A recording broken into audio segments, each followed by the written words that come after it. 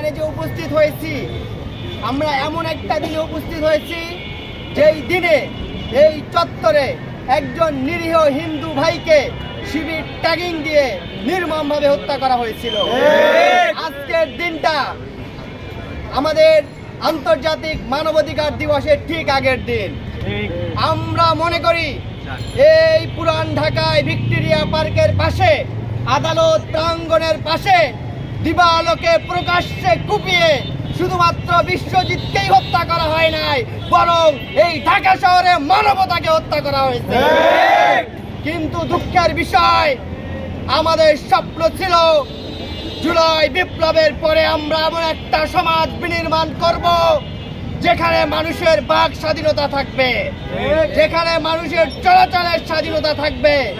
কিন্তু আমরা দেখতে পেয়েছি এই পুরান ঢাকায় মিটফোর্ড হাসপাতালের সামনে 5 আগস্টের পরেও পাথর দিয়ে মানুষকে পৈশাচিক কায়দায় হত্যা করা হয়েছে। আমরা আর কোন নরপিশাচ দেখতে চাই না, আমরা আর কোন মানবাধিকার লঙ্ঘনকারীকে দেখতে চাই না।